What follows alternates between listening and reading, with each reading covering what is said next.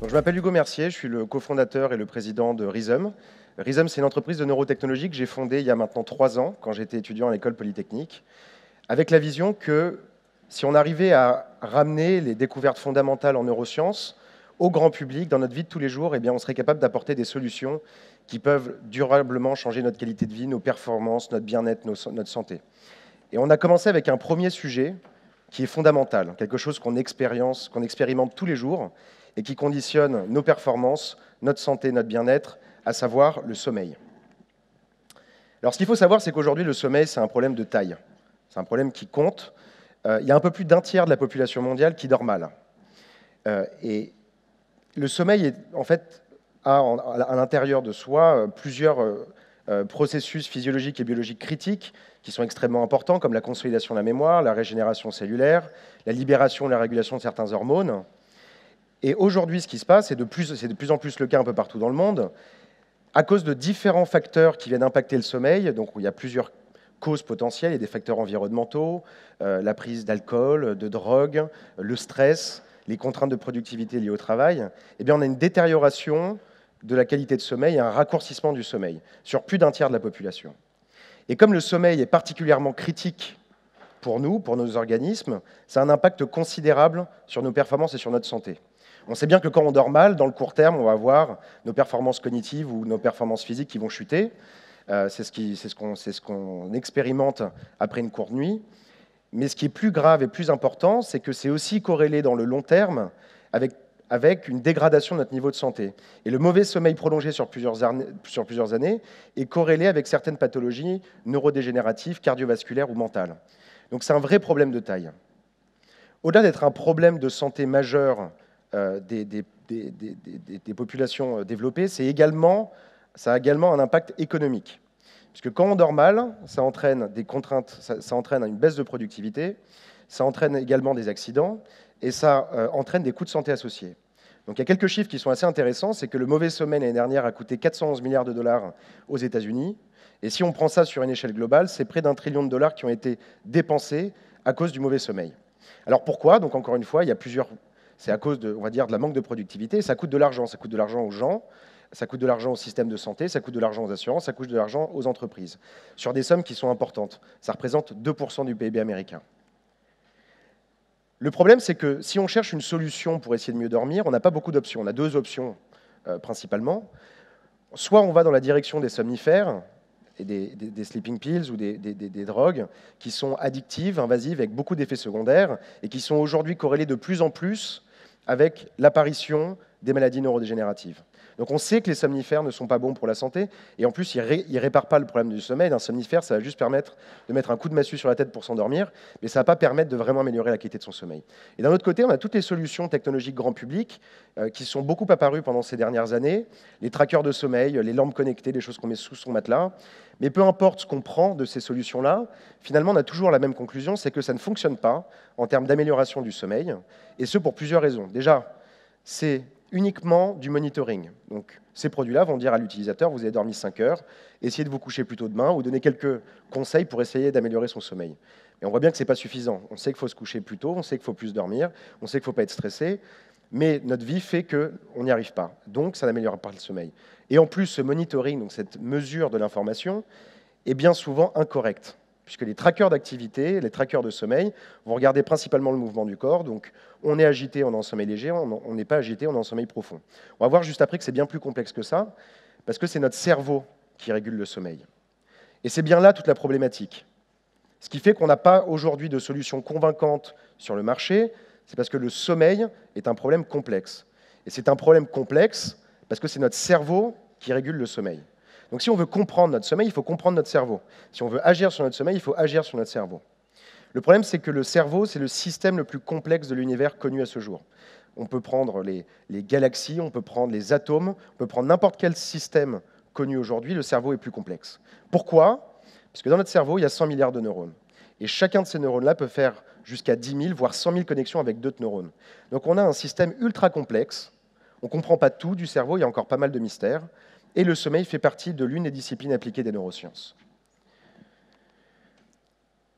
Donc quand j'étais étudiant à l'école polytechnique, il y a un peu plus de 3 ans, j'étais assez fasciné par l'univers des neurosciences, par le cerveau humain, parce que je pense que la décennie à venir va être une décennie assez formidable pour les neurosciences, puisque, en plus de la recherche fondamentale qui est établie dans le domaine des neurosciences, il y a également plein de nouvelles technologies qui se développent de manière exponentielle, l'électronique, les capteurs, le machine learning, et qui sont des outils extrêmement intéressants pour essayer de comprendre et d'établir les dernières incertitudes sur le sommeil. Donc, en parallèle de mes études, assez passionné par cet univers-là, j'ai fait la rencontre d'une équipe de neuroscientifiques. On a commencé à travailler ensemble sur une nouvelle approche pour améliorer le sommeil. Le concept de base, c'était d'utiliser de la stimulation cérébrale pour essayer d'impacter le cerveau avec comme objectif final d'améliorer la qualité de sommeil. Encore une fois, le cerveau régule notre sommeil. Donc si on arrive, par quelque biais que ce soit, à stimuler, à moduler cette activité cérébrale, et peut-être qu'on arriverait à promouvoir notre sommeil et à en améliorer sa qualité. Après plusieurs itérations, après plusieurs expériences, on a découvert quelque chose. On s'est rendu compte qu'en envoyant des séquences très spécifiques de stimulation auditive, donc qui utilisent des sons, qui sont en fait synchronisés avec ce qui se passe dans le cerveau, on était capable de promouvoir très significativement une phase critique du sommeil qu'on appelle le sommeil profond. Donc le schéma que vous voyez ici, c'est une nuit qui est découpée en plusieurs cycles et en plusieurs phases. Quand on dort, on va passer successivement par plusieurs phases de sommeil. On s'endort, on passe en sommeil léger transitoire, avant de rejoindre le sommeil profond. On va repartir en sommeil léger, on va retomber en sommeil profond, et en fin de nuit, on a une phase qu'on appelle le sommeil paradoxal, c'est la phase pendant laquelle on rêve. Et le sommeil profond, c'est l'une des phases les plus critiques du sommeil pour tout ce qui est récupération. C'est pendant cette phase-là que notre cerveau, notre corps, nos muscles vont récupérer de la journée. On a la consolidation de la mémoire qui arrive, on a la régénération cellulaire, on a la libération et la régulation de certaines hormones qui sont critiques. Et donc, ce qu'on a réussi à établir avec ces premiers travaux initiaux en laboratoire, c'était qu'en utilisant ces sons-là, joués à des moments très précis, on arrivait à changer l'activité cérébrale pour avoir plus de ce sommeil profond-là. C'était une découverte extrêmement intéressante, parce que dans le concept, c'est quelque chose qui est non invasif, puisqu'on utilise des sons. Donc ça ne va pas venir modifier chimiquement quelque chose dans le cerveau, contrairement aux somnifères par exemple, mais particulièrement efficace. Le problème, c'est qu'on utilisait le genre d'équipement que vous voyez sur le côté. Alors là, en plus, c'est une photo d'un modèle, donc dans la réalité, c'est encore beaucoup plus effrayant que ça. On utilisait un setup de laboratoire. Donc typiquement, si on dort mal, on va aller dans une clinique de sommeil et on va nous poser sur la tête 30-40 électrodes. C'est en métal, donc c'est pas très confortable. On doit rajouter du gel, conducteur. On doit rajouter de la colle. Ça met 1 heure d'installation. Après les stimulations, donc on porte 40 électrodes sur la tête, plein de fils qui partent vers une grosse boîte électronique qui part vers un ordinateur. Et derrière, nous, on déclenchait les stimulations manuellement. Le matin, on mettait 2 heures à analyser manuellement les nuits. Donc on était très loin d'une configuration optimale pour dormir chez soi avec ça. Donc l'idée initiale de Rhythm et l'idée de base qui a mené à la fondation de Rhythm au début, c'était d'essayer de récupérer ce concept de laboratoire, mais essayer de l'implémenter dans une version grand public que tout le monde pourrait utiliser depuis chez soi. Parce que si on arrivait à ce pari-là, eh bien, on arriverait à proposer quelque chose de complètement nouveau, quelque chose qui est à la fois efficace et à la fois non invasif pour répondre à un problème de taille qui est celui du mauvais sommeil. Je suis un peu en avance sur mes slides, donc c'était le slide qui correspondait à ce que je viens de dire à l'instant. Donc 2 ans après la création de la société, donc on a créé la société en juillet 2014, donc après 2 ans, après une vingtaine de brevets qu'on a déposés, après plus de 200 itérations du produit, après avoir recruté près de 70 experts qui ont rejoint notre équipe, après avoir développé plus de 15 laboratoires qui ont travaillé avec nous, on a lancé la version bêta de Dream. Donc c'est le bandeau que vous voyez ici. Donc ça, c'était uniquement 2 ans après la création de la société. Pendant ces 2 ans-là, on a développé toutes les technologies, on a industrialisé le produit, on l'a commercialisé et on l'a mis dans les mains de nos premiers utilisateurs. Ce qui est unique avec ce produit-là, c'est 2 choses. La première, c'est déjà que ça donne accès à une mesure extrêmement précise du sommeil, contrairement aux trackers de sommeil traditionnels qu'on va pouvoir trouver et qui donnent une information assez incomplète et fausse la plupart du temps.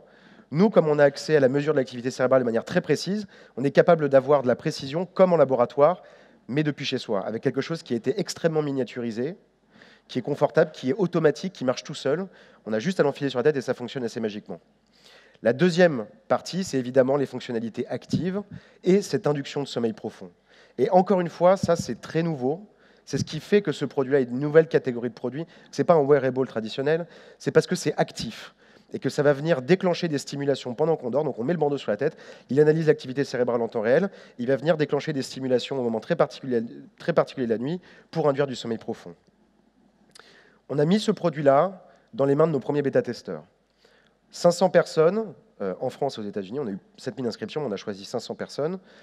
Donc pendant 6 mois, on a utilisé le produit, ce qui a donné beaucoup de données. On a généré un peu plus de 35 000 nuits dans la base de données, qui nous ont permis tout d'abord de valider que la technologie fonctionnait. Donc c'est-à-dire qu'on était capable de voir, on avait été capable de répliquer le niveau de précision des appareils de laboratoire, mais quelque chose qui fonctionne tout seul, qui est miniature, qui est confortable et que les gens peuvent utiliser depuis chez soi. Mais surtout, ce qu'on a prouvé, c'est les métriques d'amélioration de sommeil. Et ça, c'est quelque chose de complètement nouveau. Il n'y a aucun produit existant sur le marché qui peut présenter ce genre de métriques-là. Si on en prend une pour illustrer le propos, on a noté une amélioration en moyenne de 31% de la qualité de sommeil profond. Et c'est extrêmement significatif.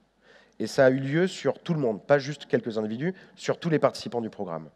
Ça a donné lieu aussi à beaucoup de retours subjectifs sur le ressenti des personnes, sur leur ressenti quand ils se réveillent, sur leur niveau de forme, sur leur endurance, sur leur humeur, sur leur performance cognitive, sur leur performance physique. Donc ça nous a pris énormément de choses sur le produit et ça nous a permis de valider ça.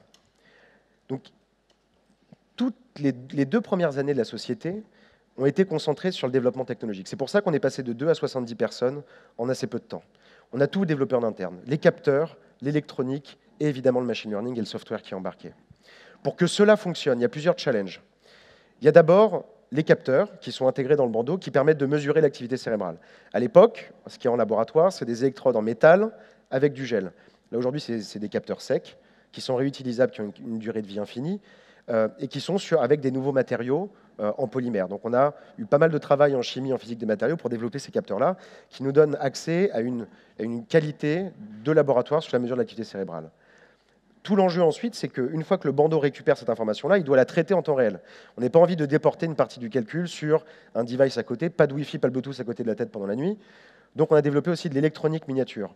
On a une électronique extrêmement puissante, qui est très miniaturisée et qui est intégrée dans le bandeau. Ce qui fait que le bandeau fonctionne en autonome.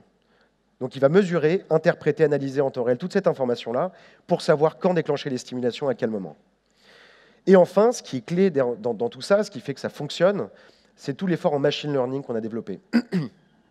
Pour vous donner un ordre d'idée, on a à peu près une vingtaine de personnes aujourd'hui en interne qui se concentrent uniquement sur les problématiques de machine learning et d'intelligence artificielle. Pourquoi? Parce que le cerveau, c'est très complexe, c'est une activité très compliquée à analyser, et que le machine learning apporte des outils très robustes pour nous permettre d'identifier automatiquement des choses dans l'activité cérébrale. Ce qu'on fait sur le sommeil aujourd'hui, c'est qu'on va identifier les moments précis pour envoyer les stimulations. Mais plus tard, et j'en parle juste après, on va s'intéresser à d'autres problématiques. Donc, pour résumer un petit peu notre vision sur la partie sommeil, c'est qu'on essaye tout simplement de bâtir la première solution, et une solution unique pour essayer d'améliorer le sommeil de tout le monde. Alors c'est un problème complexe, le chemin va être assez long parce que, encore une fois, le sommeil est assez segmenté. Quand quelqu'un dit « je suis fatigué, je dors mal », il peut y avoir derrière ça beaucoup de raisons. Ça peut être des raisons plutôt pathologiques, ça peut être des raisons plutôt d'hygiène de vie, ça peut être des raisons environnementales. Et si on veut réussir à proposer à tout le monde une solution unique qui fonctionne pour tous, eh bien on doit poursuivre dans l'effort de développement de fonctionnalités. C'est pour ça qu'on considère que Dream, et qu'on voit Dream comme une plateforme hardware sur laquelle on va implémenter énormément de services, des services qui sont segmentés en fonction des besoins. Et on voit apparaître 3 grandes catégories de fonctionnalités sur lesquelles on va travailler. Tout d'abord, il y a l'amélioration et l'augmentation de la qualité de sommeil. C'est ce qu'on a commencé à faire avec les fonctionnalités d'induction de sommeil profond. Et on va poursuivre cet effort-là pour essayer de répondre à d'autres problématiques. On annonce notre prochain produit dans quelques jours, donc je ne peux pas en dire beaucoup plus sur ce qu'on a développé. Mais globalement, on a agrandi, élargi le spectre de ce qu'on proposait en ne s'intéressant plus qu'au sommeil profond, mais à plusieurs autres fonctionnalités. Donc ça va être effectué par toute la recherche fondamentale qu'on a en laboratoire, par de la recherche clinique qui nous permet de valider l'efficacité de ce qu'on fait, et par du développement et de l'itération. Ce qui est intéressant dans ce qu'on fait, c'est qu'on a un produit qui est distribué auprès de beaucoup de personnes, et ça va permettre en fait d'accélérer énormément la recherche en neurosciences et la recherche sur le sommeil. Si on prend un projet de recherche de sommeil traditionnel, les chercheurs prennent du temps pour trouver des financements, ils prennent du temps pour recruter des cobayes, Donc ils ont accès peut-être à 30 personnes. Au bout d'un an, ils font une étude sur 30 personnes sur quelques nuits. Et ils ont accès, donc, au bout d'un an et demi ou 2 ans, après pas mal d'investissements, à 100, 150 nuits. On voit que dans notre cas, en seulement 6 mois, on a généré 40 000 nuits. Donc on peut aller très vite avec ce système-là, et en ayant des utilisateurs qui nous remontent des données, qui nous donnent du feedback. Donc on espère pouvoir accélérer énormément cette partie-là de la recherche. La partie traitement. Dans le sommeil, c'est un petit peu la barrière entre malade et juste fatigué et assez complexe à aborder. Mais c'est vrai qu'il y a plusieurs cas. Il y a un cas plutôt bien-être général et il y a un cas un peu plus traitement. Donc on aimerait que ce produit-là devienne un produit hybride, grand public, médical. On a beaucoup parlé ces dernières années du rapprochement entre le healthcare, le monde médical et le grand public. Et c'est absolument nécessaire. Il suffit d'aller dans une salle d'urgence pour voir que tout le monde est débordé, que ça coûte cher et que le modèle traditionnel de la santé est vieux, il est ancien, il doit changer. Ce qui se passe aujourd'hui, c'est qu'on tombe malade, on a des symptômes qui se déclarent, on va voir un médecin qui nous renvoie vers un médecin spécialiste, on va faire un diagnostic, un one-shot, ou peut-être 2 ou 3 examens, mais ça se compte sur les doigts d'une main, et après on va nous dire, voilà, vous avez été diagnostiqué avec telle pathologie, et ensuite on soigne. On voit bien que ce modèle-là ne fonctionne pas. Ce qu'il faudrait, c'est avoir des produits qu'on porte, qu'on utilise tous les jours, qui monitorent notre niveau de santé et qui peuvent nous prévenir avant que les choses arrivent. Et c'est vers ça qu'on doit aller. Et c'est pour ça que le healthcare va se déporter en partie dans le grand public. Donc le produit, comme on l'imagine, c'est vraiment un rapprochement entre le healthcare et le grand public. Grand public parce que c'est notre stratégie de base. On vend des produits aux gens directement, on ne passe pas par le milieu médical. Et pourquoi ? Tout simplement parce que le milieu médical n'est pas assez développé aujourd'hui en termes de sommeil. Encore une fois, le mauvais sommeil touche 1/3 de la population, mais il n'y a que peut-être 1/100 ou 1/1000 de ces personnes-là qui vont parler à leur médecin généraliste de leur sommeil. Les médecins généralistes aujourd'hui ne peuvent pas dire grand-chose, à part prescrire éventuellement des somnifères. Donc si on passe par une stratégie de milieu médical, alors on limite terriblement le marché. Donc nous, on suit l'aspect grand public. Mais on souhaite apporter par la suite des fonctionnalités sur le traitement et sur le diagnostic. Donc sur le traitement, ce serait développer une nouvelle génération de traitements non invasifs pour l'insomnie et l'insomnie chronique particulièrement. Donc ça, c'est ce qu'on appelle l'ère des digital therapeutics. Donc c'est des traitements qui ne sont pas médicamenteux, mais qui sont issus des nouvelles technologies. Dans notre cas, ça va être du hardware, de la stimulation auditive, et qui sont particulièrement efficaces parce que personnalisés. Quand on prend un médicament, c'est le même pour tout le monde. Quand on utilise notre produit, chaque stimulation, chaque fonctionnalité est personnalisée en fonction de la personne, de son cerveau, de son sommeil. Donc on souhaite développer ce genre de traitement dans le futur. Et enfin, on a une partie de diagnostic. Si on a des milliers, des dizaines de milliers, des centaines de milliers, voire des millions d'utilisateurs, on l'espère, qui utilisent le produit tous les jours, on a accès à entre 7 et 9 heures d'enregistrement physiologique de très bonne qualité. On a accès à l'activité cérébrale, on a accès au rythme cardiaque, on a accès à la respiration, de manière très précise, avec des niveaux de qualité qui sont quasiment similaires à ceux de laboratoire. Et bien à ce moment-là, si on dit que ces personnes-là utilisent le produit, la technologie, tous les jours en permanence, on serait peut-être capable d'identifier dans cette information-là des marqueurs de pathologie potentielle. Et peut-être, comme j'expliquais juste avant, prévenir les gens au lieu de les guérir trop tard. Ce qui est intéressant avec le sommeil, c'est que le sommeil est corrélé avec énormément de pathologies. Les maladies neurodégénératives, Alzheimer et Parkinson, ont une corrélation forte avec le sommeil. Et dans les données de sommeil, on peut voir les personnes qui ont ça. Idem pour les maladies cardiovasculaires, idem pour les pathologies mentales. Donc on a créé, parce que c'est un projet de recherche un peu plus long terme, donc on a créé une initiative en intelligence artificielle qu'on a sortie du pipe de développement traditionnel du produit et des fonctionnalités, qu'on a fait en parallèle. Donc c'est un projet open source et collaboratif qui s'appelle Morpheo. Et donc tout l'enjeu de ça, c'est le principe de cette plateforme-là, c'est de développer des modèles de machine learning qu'on va pouvoir entraîner sur des données médicales et qui vont pouvoir identifier automatiquement des biomarqueurs dans les données liées à des pathologies. On va commencer avec des pathologies simples de sommeil, par exemple l'apnée du sommeil. On va rajouter derrière Alzheimer. On va rajouter l'hypertension. Et le but, ça va être d'identifier par ces modèles-là des marqueurs dans l'information qui disent « attention, cette personne pourrait avoir de l'apnée du sommeil ». Et ça devient très intéressant quand on le met d'un point de vue concret dans un produit. Imaginons sur l'apnée du sommeil. Aujourd'hui, on a 15% de la population globale qui souffre d'apnée du sommeil. Et on n'a que 15% de ces gens-là qui sont au courant d'avoir de l'apnée du sommeil, tout simplement parce que quand on est fatigué, on ne se dit pas « je vais aller faire un test en clinique ». Le problème, c'est que si on traîne de l'apnée du sommeil pendant trop longtemps, derrière, on a une espérance de vie qui est clairement réduite, on a un déclin cognitif qui arrive plus tôt, donc c'est un véritable problème. Imaginons que la personne se sente fatiguée, qu'elle ait de l'apnée du sommeil et qu'elle ne sache pas pourquoi. Elle va acheter notre produit puisque pour ses fonctionnalités actives, pour l'amélioration de sommeil, et nous, on va lui dire « attention, vous avez de l'apnée ». Et là, ça devient extrêmement intéressant parce qu'on peut la rediriger ensuite vers un traitement qui ne serait pas fait par nous, mais en tout cas, on pourrait la réorienter. Donc on voit bien dans ce genre d'application-là que c'est hyper intéressant. Si on arrive à prédire Alzheimer 5, 6, 7 ans à l'avance, ce qu'on pense être possible par rapport aux données qu'on a pu voir, et ben, même si on n'a pas aujourd'hui de traitement pour Alzheimer, les médecins s'accordent à dire que si on arrivait à le détecter en amont, on arriverait à faire beaucoup plus de choses et reculer le déclin cognitif. Donc voilà un petit peu les différents axes de développement dans les années à venir qu'on a autour de Dream et de nos applications sommeil. Maintenant, on a créé aussi Rhythm avec une vision un peu plus long terme, dans un second temps. Moi, ce qui m'a beaucoup motivé au départ, ce n'était pas spécialement le domaine du sommeil et ce qu'on pouvait apporter dans le domaine du sommeil, mais c'était plus généralement la décennie qui arrive, qui sera très certainement une décennie neurotechnologique. Et la révolution de ce domaine-là va probablement être l'une des plus grandes révolutions d'innovation depuis plusieurs décennies. Pourquoi ?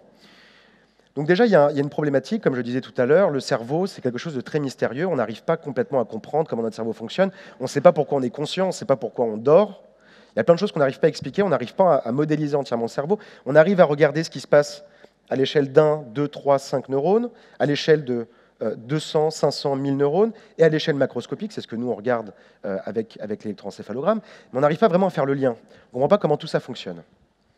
En revanche, en parallèle de ces recherches fondamentales en biologie, en neurophysiologie, il y a une évolution exponentielle des nouvelles technologies.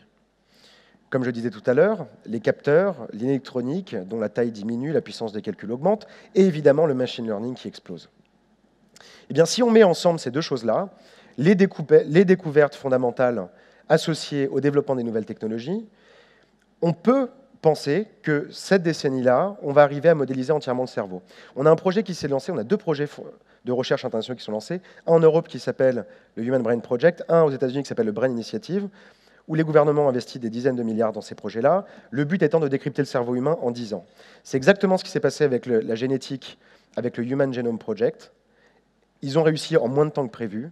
Il y a eu énormément d'innovations après en génétique qui sont constituées, et je pense que la même chose va arriver en neurotechnologie. Et donc si on pousse un petit peu dans les idées et qu'on essaye de voir qu'est-ce qu'on pourrait faire si on arrivait à comprendre le cerveau humain, là on voit plusieurs applications assez intéressantes. Déjà une application sur l'éducation. L'éducation, c'est un vrai challenge, je pense, des prochaines décennies. L'évolution des méthodes de travail, du type du travail, de la façon dont on travaille, va mettre une grande pression sur l'éducation et sur la formation. L'apport des neurotechnologies là-dessus pourrait être hyper intéressant. Si on arrive à voir ce qui se passe dans le cerveau en face d'une personne qui apprend du contenu, eh ben on serait capable d'individualiser, de personnaliser le contenu pour que ça marche en fonction de la réceptivité du cerveau.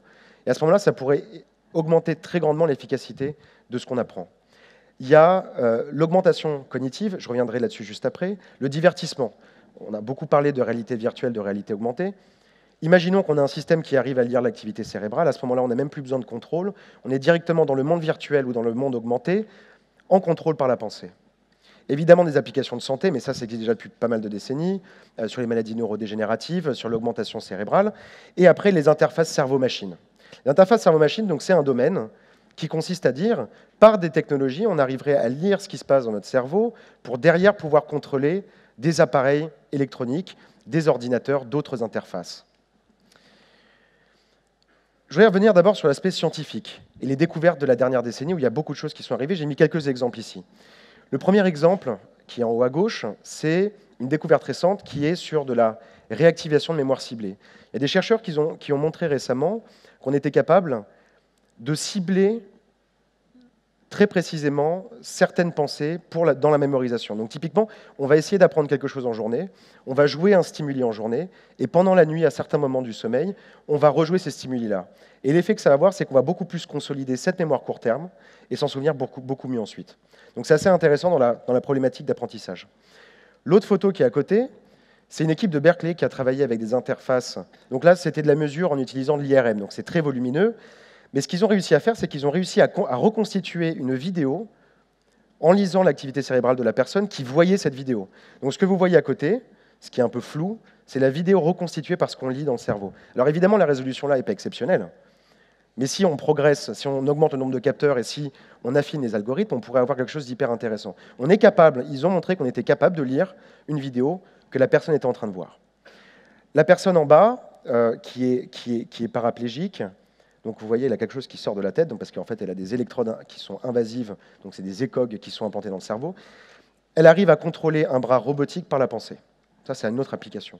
À côté, c'est sur la rétine artificielle. Et la dernière, donc ça, c'est quelqu'un qui joue du piano par la pensée. Donc on voit, il y a toutes sortes de projets de recherche qui ont eu lieu. Alors on se dit, oui, mais bon, la personne qui contrôle le bras robotique, c'est dans un contexte très particulier. Il y a tout un système invasif qui est implanté dans le cerveau. On pourrait se dire que tout ça reste à l'état de recherche fondamentale. Eh bien, pas seulement. Ce qui était au début un peu de la science-fiction, en train de devenir de la science en laboratoire, et c'est aussi en train de devenir aujourd'hui une problématique industrielle. Il y a énormément d'acteurs technologiques qui se lancent dans ce milieu-là, et pas n'importe lesquels. Donc on peut citer Elon Musk, je pense que vous connaissez. Sa dernière boîte en date qu'il a annoncée s'appelle Neuralink. Et donc Elon Musk est assez inquiet de l'intelligence artificielle et de ce qu'on pourrait devenir, nous, les pauvres êtres humains avec un QI limité, face à la puissance de calcul d'une intelligence artificielle qui serait forte. Et du coup, pour contrer ça, son idée, c'est de développer des implants cérébraux qu'on s'implante dans la tête et qui nous connectent à l'intelligence artificielle. Comme ça, en augmentant nos performances cognitives, on ne serait pas maîtrisé par l'intelligence artificielle. Donc lui, il part dans une entreprise. La timeline qu'il donne, c'est 7 ans pour arriver à ce que n'importe qui puisse s'implanter un implant Neuralink. Brian Johnson, c'est le fondateur d'une société qui s'appelle Braintree, qui avait été rachetée par PayPal plusieurs centaines de millions de dollars, qui a fondé une société qui s'appelle Kernel. Lui aussi développe un implant intracérébral pour l'augmentation cognitive.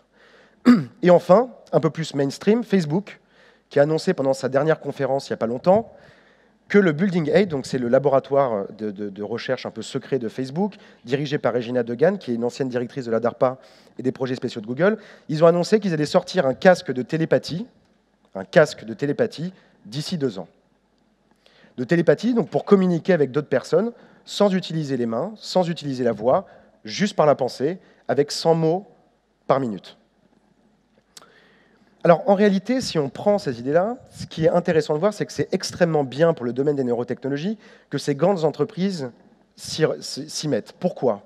Parce que la neurotechnologie, c'est quelque chose de très complexe, c'est quelque chose de très risqué, et c'est quelque chose qui demande énormément de ressources. Déjà, dans mon entreprise, pour faire un produit, on a dû recruter 70 personnes et aussi développer 15 collaborations avec des laboratoires. C'est des problèmes qui font appel à plein de disciplines technologiques, à de la recherche fondamentale, de la recherche clinique et à du développement industriel de pointe. Donc le fait que ces personnes-là, qui ont les poches assez profondes, se mettent sur ces thématiques-là et soient prêtes à prendre des risques est hyper intéressant. En revanche, les timelines qu'ils annoncent ne sont pas réalistes. Dans le cas d'Elon Musk, peut-être que technologiquement parlant, 7 ou 8 ans, c'est possible. En revanche, ce qui n'est pas possible en 7 ou 8 ans, c'est d'avoir les autorisations nécessaires pour que chacun puisse faire ça. La FDA n'approuvera jamais dans 7 ans ce genre d'application. Déjà parce que les chirurgiens, les neurochirurgiens refuseront de faire des chirurgies parce qu'il faut ouvrir le cerveau pour implanter. Il peut y avoir des infections, donc c'est très grave. Donc si ce sont des applications d'augmentation cognitive et pas de traitement, ça ne verra pas le jour avant 15 ou 20 ans. Et Facebook, c'est pour une autre raison. C'est plutôt une problématique technologique. Les travaux qui sont cités ici mentionnent une technologie qui utilise des implants invasifs et qui font 8 mots par minute. Eux, ils souhaitent faire 100 mots par minute en non-invasif. Donc là, il y a une problématique technologique et de résolution d'informations. En revanche, je considère que la neurotechnologie, ce n'est pas quelque chose de farfelu, ce n'est pas quelque chose qui va arriver dans 15 ou 20 ans, c'est quelque chose qui est déjà là, qui se passe déjà aujourd'hui, et on le voit très bien avec ce qu'on fait, nous, à Rhizome, et on a appris beaucoup de choses là-dessus. La clé dans la compréhension et dans le développement des technologies en neurotechnologie, c'est l'intelligence artificielle. Ce qui est assez drôle, c'est que l'intelligence artificielle s'inspire du fonctionnement du cerveau pour développer. On parle de réseaux de neurones, par exemple, donc on va essayer de répliquer un peu comment fonctionne le cerveau pour faire nos algorithmes de machine learning, mais le machine learning sont aussi des outils extrêmement intéressants pour la modélisation et la compréhension du cerveau. Parce que dans la donnée qu'on va lire de l'information, il y a beaucoup de choses, il y a une grande variabilité. Si on fait un enregistrement à un instant T, si on fait le même enregistrement le lendemain, on aura des patterns qui sont différents. Donc il faut quelque chose de robuste. Donc le machine learning et une des spécialités qui s'appelle le transfer learning sont particulièrement impliquées pour ça. Mais pour réussir une application neurotechnologique, si on prend ces interfaces cerveau-machine, pour réussir à faire ça, il faut répondre à 3 grandes règles. Le premier, c'est résoudre un vrai problème. Parce que le problème de l'augmentation cognitive qu'évoque Elon Musk, c'est peut-être un problème pour lui, c'est peut-être un problème pour quelques personnes, mais ce n'est pas le problème de tout le monde. Et donc, si on ne résout pas un vrai problème, les gens ne se procureront pas le produit. Il faut que le produit soit non invasif au début, parce que si c'est invasif, ça demande 15 à 20 ans, si ça demande une chirurgie particulière. Et surtout, il faut que les bénéfices du produit multiplient par 10 ce qui existe déjà aujourd'hui, parce que l'utilisation de produits neurotechnologiques est plus contraignante. Si on arrive à avoir ces trois genres, à respecter ces trois choses-là, on sera capable de proposer des produits neurotechnologiques qui sont distribués à large échelle, qui donc génèrent beaucoup de données, et ces données-là sont critiques, puisque plus on a de données, plus ce qu'on va faire avec le machine learning va fonctionner. Donc, comme je vous ai dit, on se concentre beaucoup sur le sommeil, mais pour nous, le sommeil, c'est une formidable voie d'entrée, puisqu'on résout un vrai problème, avec une solution qui fait mieux que les autres solutions. Donc, le produit est distribué à grande échelle, donc on génère beaucoup de données, et ces données-là nous servent à plus long terme à comprendre l'activité cérébrale.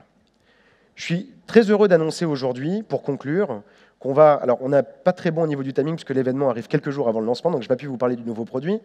Mais le 13 juin, on lance la nouvelle version du produit sur laquelle on a travaillé ces 10 derniers mois, après la version bêta, qui va intégrer de nombreuses nouvelles technologies, qui va intégrer aussi de nombreuses applications.